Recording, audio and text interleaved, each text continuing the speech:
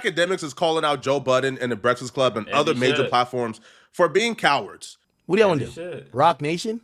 Somebody say, I'm diddied out. Do y'all want to... Yo, chat, I'm going to be honest with you, and this is with the closest people I'm very cool with. Bruh, I've been telling y'all about Rock Nation. Rock Nation currently is doing something that, for all the people who claim, it's not about Tory. Rock Nation is intentionally harassing, bullying, trying to take down many young... Listen, Ak is not wrong. If you've spoken on Rock Nation in the last week, chances are you've received a copyright strike. You received some attempt to get your account taken down. And Akademiks fans are looking at Akademiks, yo, you the voice of new media. Why you not speaking up against Rock Nation? Akademiks have the approach that I feel like a lot of people have. And he's not wrong for having this approach at all. Because you essentially, when you go against Rock Nation, you're faced with two things. Either be a martyr, either you die for the cause, because you are going to die. Like that channel, that media company you have, it's no more if you go against them folks. Or, you know, you live to see yourself essentially get demolished in court, get bankrupted, get accusations put on you, go to jail. So you now have to choose between the two options. Be a martyr and lose every income you have, or go to jail, or just don't speak on it. So when people are calling Akademiks a coward for not speaking on it, because, bro, I've seen the comments in my comment section, and Akademiks seen it too. Akademiks is now responding back with the one question I feel like a lot of us have, yo. How come, like, the standard is imposed on us to always be brave to speak out against certain things, but y'all don't have the same criteria for the other huge podcasters? Y'all don't have this criteria for Joe Budden, for Charlemagne, for the Breakfast Club. As a matter of fact, y'all will consume their content without even asking them a question about why haven't y'all spoken on Rock Nation and Desiree Perez? But if we don't speak on it, we sellouts. If they don't speak on it, y'all don't care. Rock Nation is out here deleting people's pages, bullying, doing a lot of things that in hip-hop, you know, all those people who hate me, they would normally call out, but not one of them are calling those people out. So it becomes upon me, and I'm like, all of these guys that when they be talking shit about me, I let them talk shit about me, nobody ever steps it. Rock Nation is now bullying other young creators who just, they're reporting regular shit, and nobody's saying a word. For that reason alone, I don't know if I want to talk about Rock. You know why? Because when y'all don't hold everybody else to the fire, when they're cowards, and I stand up here and I say everything, and y'all know, they criticize me and use everything to my detriment. When y'all don't hold them other cowards to the extent of it. There's a secret society that exists within hip-hop media. That's facts. Those people you see at the BET Award red carpet, who you don't know exactly what they do, but they are always there. Those people who you see go from Apple Elliott Wilson Music to Amazon, and they keep on getting opportunities. Elliott Wilson. But you don't know exactly what they have done to make them successful or deserve these opportunities. The people who you always see on Complex Top 25 hip-hop media list, but nobody ever watches them, they're part of the secret society, the black bourgeoisie. I don't know one person that watches Elliott Wilson. Class of hip-hop media. But for some reason, those people get called good for the culture. They're the ones that, you know, they get applauded. They get praised, right? They get lifted up on a pedestal, and they call people like myself, like in Akademiks, we get called the problem child. We get called the ones who don't belong in hip-hop media. We get called the ones that needs to be ostracized for culture to be pure again. But somehow, when issues like this arise, the problem child are the ones who speak on it. The problem child are the ones who not scared to throw everything they ever worked for away to go for what's right. But we get called the goofies, and they get called the real ones. And after a while, bro, you start to ask yourself, what's the incentive to continue to speak up and do what's right? When the ones they're considering real ones are cowards, they scared, they part of the secret society, they can't speak on it. Because they never built nothing for themselves. And they know when they speak on it, those opportunities is gone. But somehow, culture. Actually, let's talk about it. Because, you know what, I'll call people out. I'm a little lit. Perfect. And I'm going to challenge the Joe Budden podcast. I'm going to challenge the Breakfast Club, especially the Breakfast Club. Because a lot of y'all shit is going to be coming from a heavy Rock Nation influence place. I'm challenging the Breakfast Club, Joe Budden. And again, nothing wrong with Joe Budden's podcast. Shout out to Joe Budden, man. And when I sat back earlier today, I thought, yo, I need to learn from Joe Budden. Because Joe Budden was out here rooting for creators. Joe Budden was out here really putting his neck on the line, going against the infrastructure, going against the companies for independent creators. And people were on the internet calling him goofy and clowning him. going against him, calling him crazy, not supporting him at all.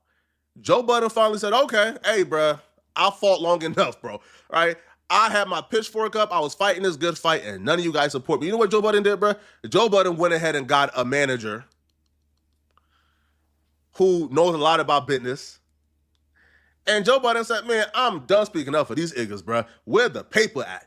And the manager got Joe Budden to the bag. And Joe Budden ain't raised that pitchfork again for you niggas, bro, because y'all ungrateful. I'm sorry, bro. Y'all ungrateful. Y'all, this is why, there is no such thing as a Malcolm or a Martin in 2025, bro.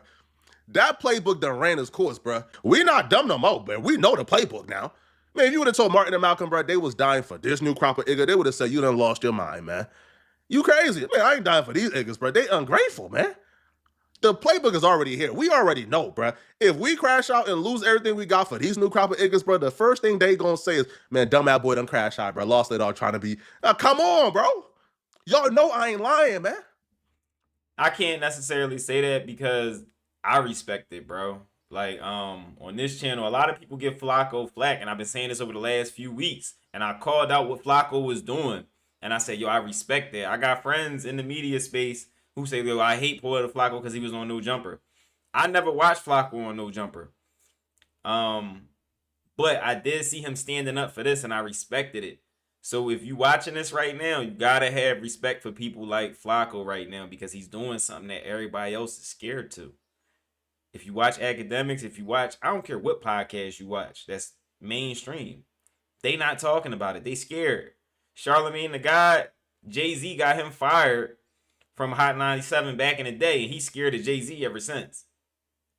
DJ Akademiks, he's still talking about it somewhat, but Akademiks spoke about it maybe a few months ago when his girlfriend came out of nowhere and said that he had an SA situation. Well, once that situation started to blow over, he said, I'm not saying nothing else about Roc Nation because if you say something about Roc Nation, you just end up getting charges out of nowhere. And all this goofy stuff started happening, then he stopped talking about Roc Nation. Much like what happened to Charlamagne the God. Joe Budden ain't touching on it.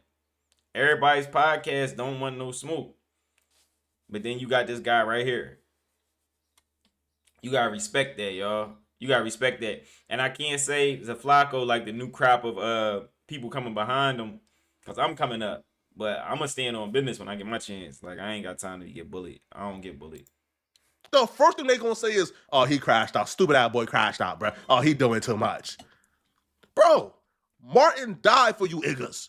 And what did he deserve? Martin had side chicks. Now they having podcast discussions about how Martin Luther King was a milkman, bro. After he died for you niggas. No. Joe Budden learned early. Maybe I'm not there yet. Maybe I'm still optimistic, right, that y'all would appreciate my efforts if I do go all the way. But at this point, I'll be real, bro. I don't know. Will y'all appreciate my efforts if I go all the way? But I'm only calling them out because of their size. You guys have a very huge platform. Now, I'm trying to say, I don't want to fight no battles by myself because half of y'all, not the people I named Breakfast Club or Joe Budden Podcast, want to see me go away. But there's a bunch of other facetious men. So all the, the rest of them, they're just not relevant for me to name. The point is this. If I really wanted to sit back on this Roc Nation shit this week, because if I see nobody speak about it, y'all should know what it is. Roc Nation is using heavy-handed, somewhat maybe possibly illegal tactics to silence opposition or criticism of them and their employees. Remember back in the day when I started throwing up the rock and I started saying, I don't want no beef with these motherfuckers. Y'all say I'm pussy. You can call me pussy. But if I'm pussy, what are the other people who don't speak about them at all? I'm the first one who told y'all the reason Bobby Shmurda's career is in shambles is because of Roc Nation. We seen these folks play in their face. And that's facts, though.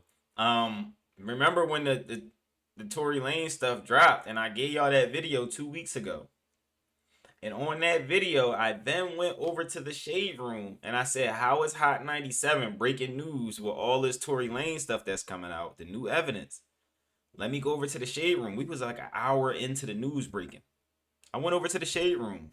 Nothing. It's crickets. It's still crickets over at the Shade Room. How is that even possible?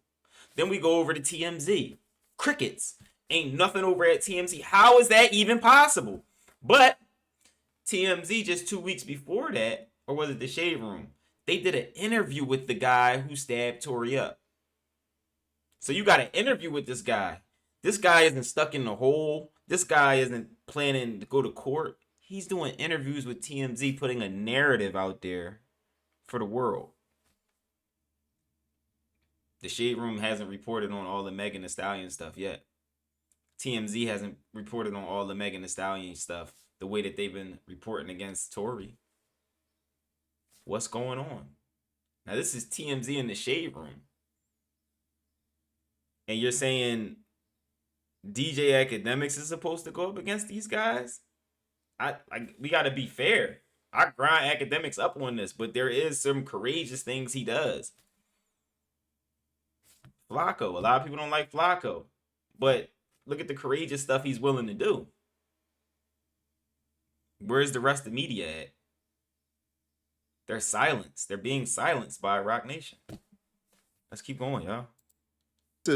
But they still take the heroes that they exalt up. Y'all will recognize, man, Rock Nation be doing some terrible things, man. But then y'all don't realize the people that they're propelling up and putting money behind are the same ones y'all are online calling the real ones, bro. Do you understand how many media personalities? Yeah, and I know them.